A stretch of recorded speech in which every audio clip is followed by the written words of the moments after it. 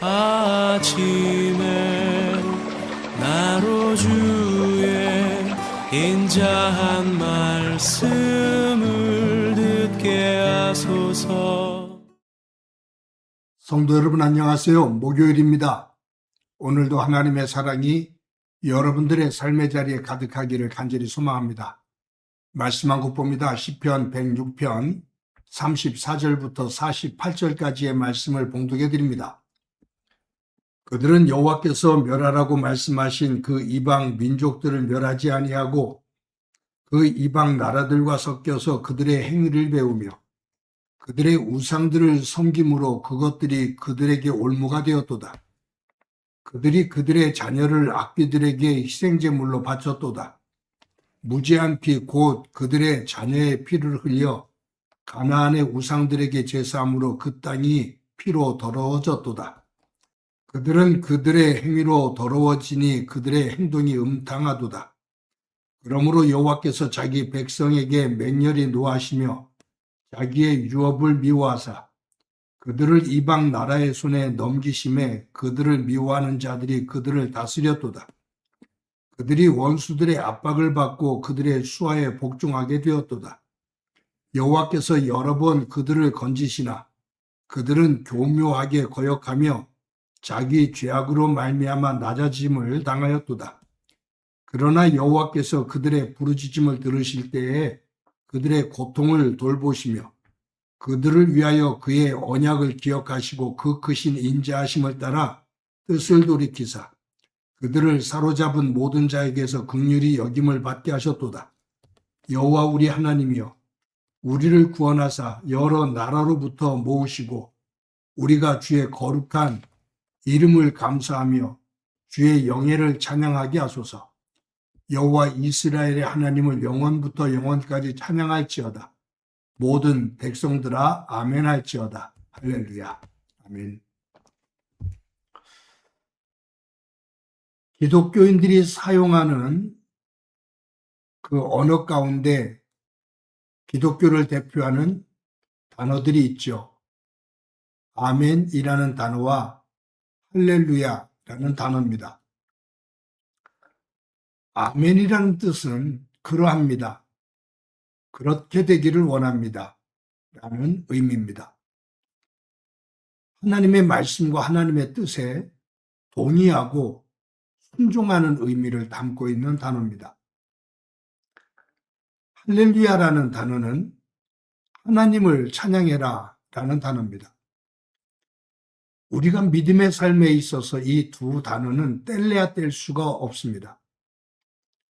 하나님의 말씀과 하나님의 뜻에 동의하고 순종을 하는 아멘이 없으면 절대로 진정한 할렐루야는 없습니다. 하나님의 말씀 앞에 순종을 할 때 그 속에서 역사하시는 하나님의 은혜를 믿고 또 그것을 보고 할렐루야를 할 수 있기 때문입니다. 하나님께 진정한 찬양을 할 수 있는 사람은 하나님의 뜻 앞에 아멘으로 순종할 수 있는 사람입니다. 사람은 언어를 사용합니다. 어떤 언어, 어떠한 말을 사용하느냐에 따라서 그 사람의 인생이 바뀝니다. 말은 그 사람의 인격을 보여주고도 있어요. 말을 거칠게 하고 또 그 말 속에 항상 불평과 원망이 있는 사람, 그리고 화를 내는 말을 하는 사람, 그런 말을 쓰는, 사용을 하는 사람의 성품이 절대로 좋을 리가 없습니다. 그리고 그러한 말을 쓰는 사람의 얼굴 표정이 밝을 수가 없습니다. 항상 찌푸려 있고, 그리고 불만족에 쌓여 있는 불만이 가득한 얼굴 표정을 하면서 삽니다. 반면에 기쁘고 감사하고 사랑하는 그 말을 가지고 사는 사람은 얼굴이 환할 수밖에 없습니다. 그 언어 속에서는 그의 에너지가 있는 것이고 그의 생각이 있는 것이거든요. 그렇기 때문에 어떤 말을 사용하느냐, 그 말에 따라서 얼굴과 표정과 그의 삶의 내용, 그 성품이 달라집니다. 이스라엘 백성들이 애굽에서 나와서 가나안으로 향할 때 광야 40년을 지냈거든요. 광야 40년을 지나는 동안 이스라엘 백성들은 하나님의 말씀과 하나님의 뜻에 순종하는 아멘이라는 이 말을 사용하지를 않습니다. 순간순간 어느 때는 그 아멘이라는 단어를 사용하는데 그것은 자기가 원하는 것이 이루어졌을 때만입니다. 하나님께서 이루시는 그 뜻을 믿고 그 말씀에 순종해서 지금 상황이 어려워도 그 말씀을 믿고 아멘으로 순종하며 응답하지를 않습니다. 원망하고 불평을 합니다. 그러니 이스라엘 백성들이 광야에서 찬양하는 찬양은 거의 없습니다. 불평과 원망으로 시기와 질투로 분노로 얼룩져 있습니다. 결국 애굽에서 나온 1세대들 장정 60만 가운데 두 사람 갈렙과 여호수아 두 사람만이 살아서 그 후손들과 함께 가나안 땅에 들어가고 나머지 사람들은 전부 다 이 광야 40년 동안의 생활 속에서 죽게 됩니다. 그 원망과 불평과 분노의 얼굴, 그들에게는 가나안 땅의 미래를 품을 수가 없었습니다. 그들에게는 아멘이 없었기에 하나님을 향한 할렐루야의 찬양이 있을 수 없는 것입니다. 여러분, 이 시편 106편을 쓴 시인은 이스라엘 백성들, 즉 조상들이 애굽에서 나와서 가나안을 지나는 동안, 그리고 가나안에 정착해서 그 조상들이 하나님에게 행했던 그 악한 일들,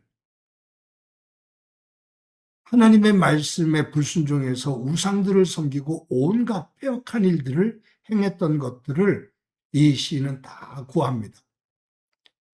이 시인은 조상들의 죄를 구하는 것으로 끝나지 않고 나도, 우리도 우리 조상들과 똑같이 죄를 지었습니다. 라고 그 죄를 하나님 앞에 고백합니다. 그 죄악된 모습으로 살았는데 하나님께서 이스라엘을 치셔서 바벨론의 포로로 잡혀가게 하죠. 그 포로 생활 속에서 쓴 시가 이 106편이거든요. 이 시인은 하나님 안에서 소망을 가지고 있는 겁니다. 우리가 하나님의 말씀으로 돌아가면, 하나님의 말씀에 순종하는 모습으로 회복되면 하나님께서 우리를 다시 구원하셔서 예루살렘으로 돌아가게 하실 거다라는 소망을 품고 있습니다.